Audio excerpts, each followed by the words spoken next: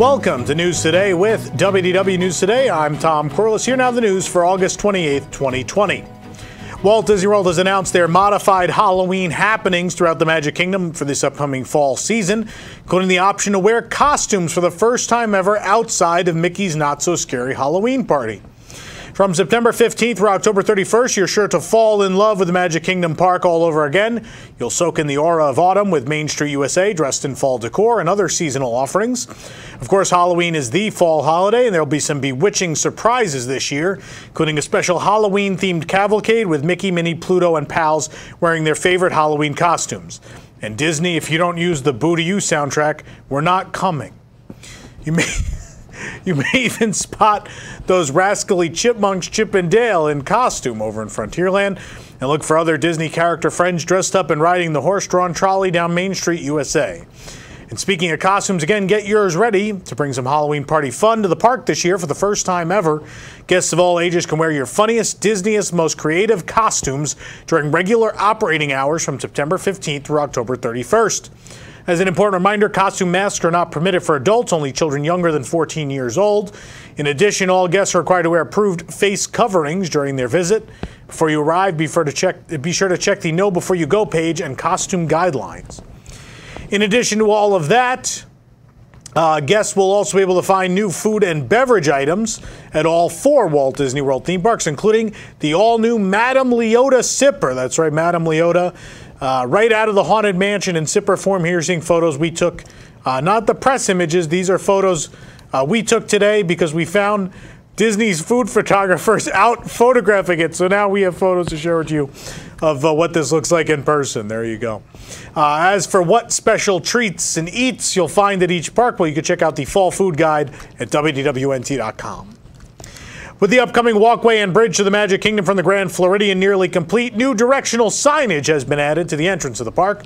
A lamppost now features directions for the Grand Floridian walkway, along with directions to the ferry boat and the Disney Resort bus terminal.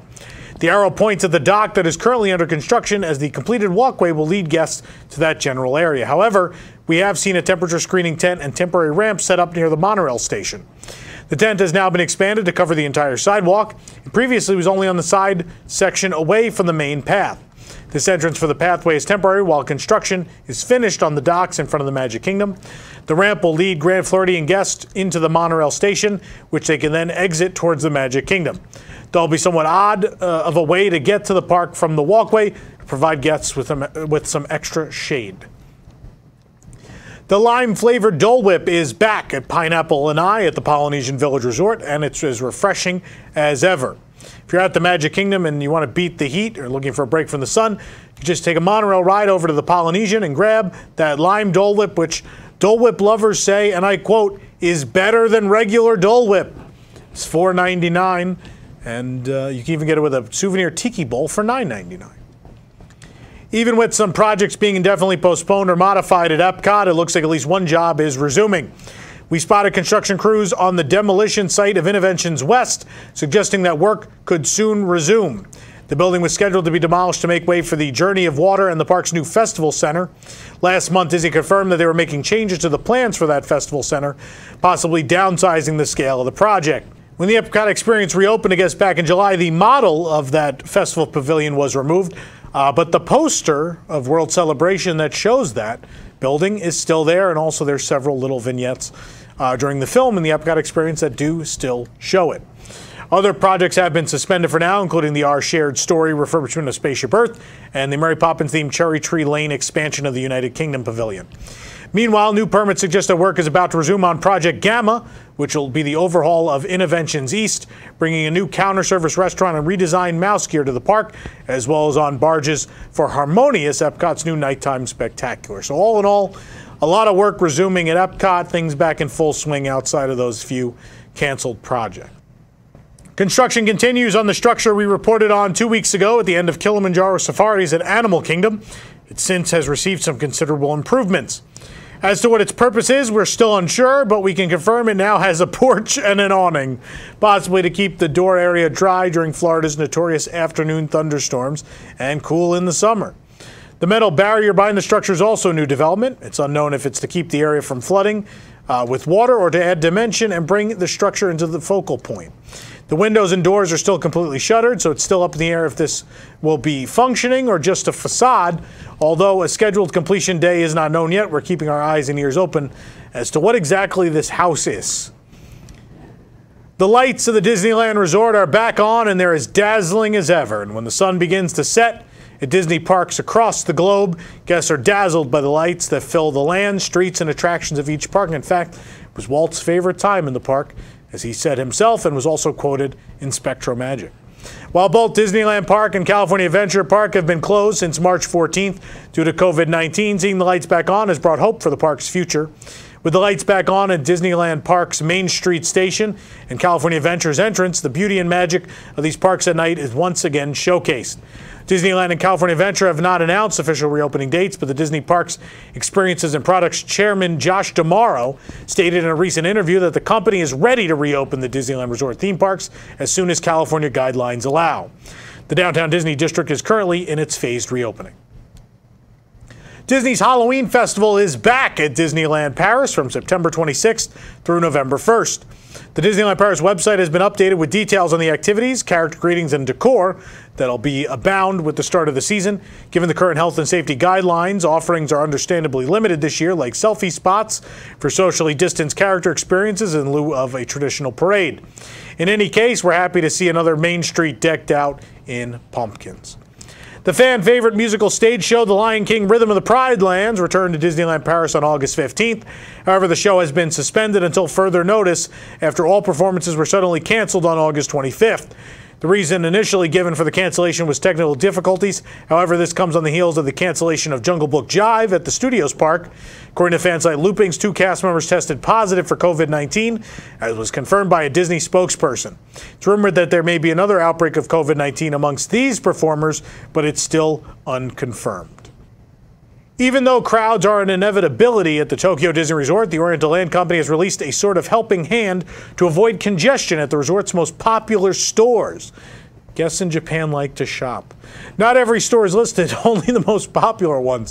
Full list of stores is available on the official Tokyo Disney Resort website, but in Japanese only. Among those stores includes the Grand Emporium and World Bazaar Confectionery in Tokyo Disneyland, where we noted social distancing problems near closing time a couple of weeks ago. Also, Emporio and McDuck's department store at Disney Sea are among others. Eligible store pages now show charts which show congestion on an hourly basis. On this chart for World Bazaar Confectionery, the hours shown are 8 a.m. to 7 p.m. The Oriental Land Company is requesting that guests try to shop at the beginning of the day or during the non-congested periods rather than at the end of the day. In all fairness, this is a fantastic idea, pandemic or not. The page also lists alternative shopping choices. The page represents World Bazaar Confectionery and lists alternatives for where guests can purchase similar snacks, so that way maybe you don't even have to go to that store.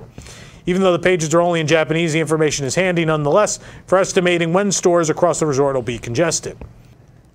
Now you can journey to Batuu from the comfort of your own home planet thanks to a new game pack for The Sims 4. This is a real story. Lucasfilm, Maxis, and EA announced The Sims 4 Star Wars Journey to Batuu, a new pack for the popular life simulation game. I feel like the last couple months have been a life simulation game. Journey to Batuu. Send your sim to Batuu's Black Spire Outpost, the bustling hub of galactic activity brought to life in Galaxy's Edge, Disneyland Resort, and the Walt Disney World Resort. You can watch the fun trailer on our website, which you're seeing now, which teases some of the pack's features and highlights, from lightsaber building to appearances from Vi Marathi, Rey, and Kylo Ren to the Millennium Falcon. Create your Sims' unique Star Wars story in The Sims 4 Star Wars Journey to Batuu game pack, available September 8th, PC, Mac, Steam, Xbox One, and PlayStation 4. This looks better than the land. This is all the stuff I wanted in the land. The aliens, the droids, reputation systems, all this. I am absolutely going to buy The Sims 4 just to play this. I just want everyone to know that's how excited I am and how great I think this looks.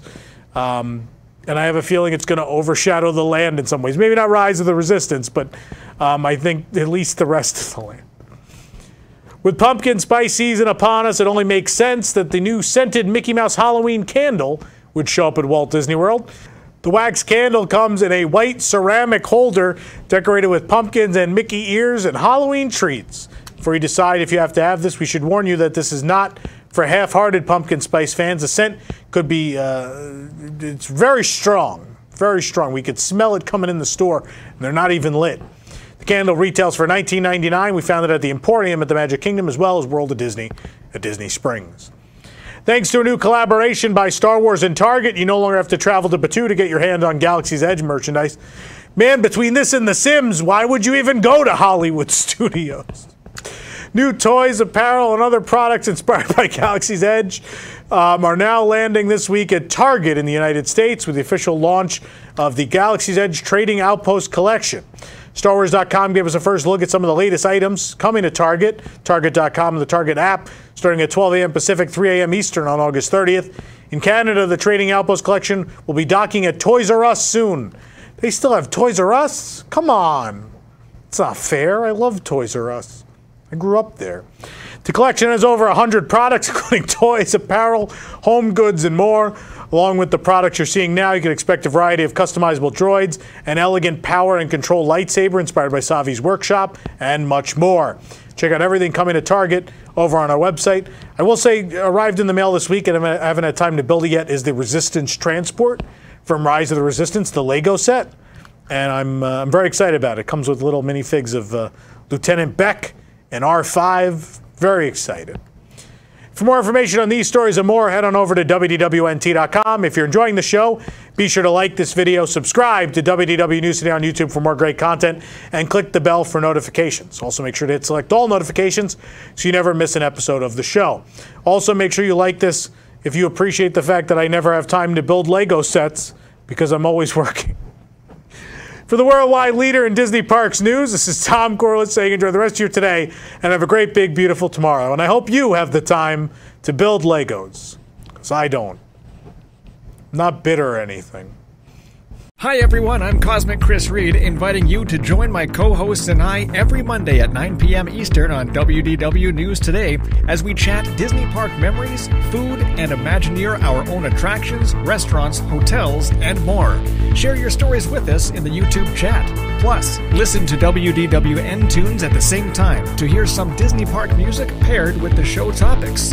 Cosmic Reed Live, every Monday night at 9 p.m. Eastern on WDW News Today.